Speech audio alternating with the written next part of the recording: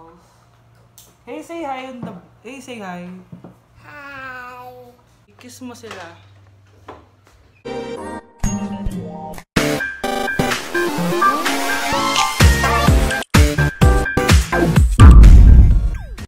What's up, guys? Hey, Le! Ako sila. What's up, guys? So, yes, we're gonna vlog today. Aalis ako. Punta ako ng Lucky Bunny. Bibili tayo ng milk tea. Ayan. So yun, bago po tayo umalis, ayusin ko muna yung sapatos ko. Say hi on the... Hey, say hi. Hi. What's your name? Hey. Say, I love you, jelly beans. I love you, jelly beans. Subscribe to Kuya's channel. Subscribe to Kuya's channel. Yay! Kiss mo sila. So yun po, guys. Let's go.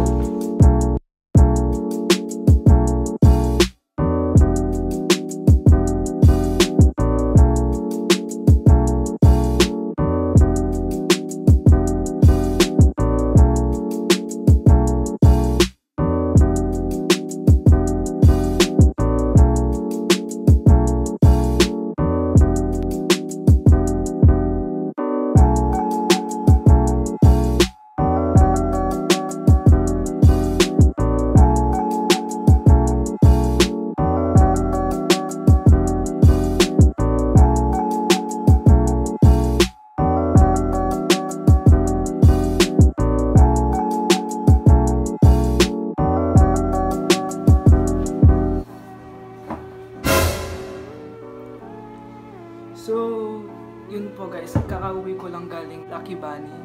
So, nakita nyo naman yung in-order ko, yung tall, dark, and handsome, like me. So, bago natin umpisahan yung haul, mag-shoutout muna ako. So, shoutout kay Mark Anthony de la Cuesta, kay Jecon Lancelot Perido, kay Kian Ivan Miranda, kay Michael Charles Mann, kay Park Jenna Gab, kay Joshua Manalo, kay Claire Otor, kay Frances Erich H, kay Jason Dakis, kay John L. Ray Casal, kay James Soriano, init guys, kay Justin Alamo, kay Jillian Kate, kay Tresha Munar.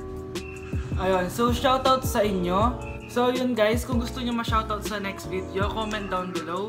And kung bago pa lang kayo sa aking channel, mag-subscribe na kayo para ma-update kayo sa aking bagong video. So, kakauwi ko lang nga galing sa Lucky Bunny. And yes guys, bumili po ako ng bagong vlogger na talaga vlogger. Yes, tripod guys. Bumili po ako ng tripod. Ayan. Kasi yung ginagamit ko pong pang stand, tingnan nyo po yung ginagamit kong pang stand sa inyo. Ayan. Ayan po yung stand ko. Yung... Mala na ako sa nini. Ma! Opo? Upo. So, gagamitin ko na to. So yun guys, nakapag-switch na ako dun sa tripod ko. So let's start this video. Nung isang araw, pumunta ako sa Watson's para bumili ng pang skincare ko. Skincare pero nagpupo yan. So yun, bumili ako ng pang skincare ko. Ang mga binili ko is yung mga kailangan daw, sabi nung nakausap kong nurse, or ewan ko, para siyang expert sa mga ganyan. Sabi niya kasi kailangan mo ng toner, facial cleanser, sabon, moisturizer, sunblock, gano'n. So yun yung pinamili ko. And hindi ko alam kung anong brand yung kukunin ko, pero so random lang yung mga binili ko. Pero yung pag may nakita akong mga anti-acne gano'n sa mga branding nila, sa mga box nila, kinukuha ko agad siya. So ang una kong binili is itong Nivea cream. Ayan, Nivea cream na moisturizer. Kasi kailangan ko to kasi minsan dry yung skin ko. So yung isa kasing ganito paubos na. So ayan, Nivea cream. maganda siya guys for night. Kasi kapag ginamit mo siya, tapos kinaumagahan, baby yung face mo. So next, so meron na tayong moisturizer. Bumili din ako itong parang soap siya and Defensil. Ayan, Defensil. Soap siya, sabi niya dito, Pimple Defense Soap. Pimple Defense Soap. Sabi niya, helps heal pimples, helps protect skin barrier, helps lighten pimple scar. So sana totoo yung mga kiniklaim niyang ganon. So ginamit ko na siya. Ginamit ko na siya for 3 days. And fortunately, hindi pa ako nagkaka-pimples. Hindi pa. So I'm still promising yung product na to. So gagamitin ko pa siya for the next days. Sana maganda yung effect niya. So yun, meron na tayong soap. Next naman na binili ko is itong toner. Ayan guys, toner. Focus. Toner, sabi niya dito, pore minimizing, reduces pore size, refreshes, and cool skin. Sabi daw dito, nakakaliit daw siya ng pores. Tapos nakaka-fresh daw siya ng skin. So guys, sabi ko, nung pumunta ako sa Watsons, naghahanap ako ng toner na wala sanang alcohol. Yung alcohol free kasi medyo sensitive yung skin ko. Kaso, nung may nakita ko, kasi parang hindi ko type yung, mahal kasi siya, tapos maliit lang, so parang hindi sulit. So, tinry ko muna to, tingnan ko kung gagana pa. So, sa 3 days kong paggamit nito, hindi pa naman ako nagka-pimples or walang reaction na nagaganap. So, okay siya, okay. Next naman na binili ko, siyempre, sabi nung expert, kailangan daw ng facial cleanser. So, nung nagtingin-tingin ako sa Watsons, ito yung nakita ko, Garnier Skin Naturals Pure Active Anti-Acne White Acne and Oil Clearing Scrub. So, scrub siya. Meaning ng scrub, parang may beads na maliliit na nakakaalis ng dead skin cells. So, maganda siya. Sabi dito, fights 12 signs of acne and oil. So, yung kine-claim niya, yung pampaalis daw ng blackheads, acne, open pores, uneven skin tones, and etc. Ginamit ko na siya guys for 3 days din. Lahat to guys, 3 days. Okay naman siya, sarap niya sa feeling kapag ginagamit siya. Yun lang, mabula din siya. Gusto ko yung facial cleanser na mabula kasi parang ang sarap gamitin kapag mabula siya. And ayun yung microbeads, hindi naman siya masakit sa skin kapag rinarub. Ano lang siya, gentle lang. So, masasuggest ko talaga itong product kasi maganda siya sa skin and sana totoo yung sinasabi niyang acne and oil clearing. Yun lang. So, yung next na binili ko, ito namang pimple eraser ng Quick Fix. So, ito hindi ko pa ginagamit kasi wala pa naman tumutubong pimples. Sabi ko nga kanina, 3 days ko nang ginagamit itong mga products na to, wala pang tumutubong pimples sa face ko. So, hindi ko pa siya ginagamit. Alam ko pa guys, kapag may tumubong pimples, dun mo pa lang siya i-apply. Itong pimple eraser. So, sabi dito, benefits, helps dry pimples, helps diminish and reduce dark spots due to scarring, helps protect skin against the sun.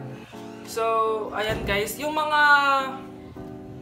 prices ng mga to, ikakapit ko na lang sa description. Tsaka dito, kasi may na ako sa mga ganyan-ganyan eh, hindi ko na natatandaan. So, ayun guys, ginagamit ko sila day and night.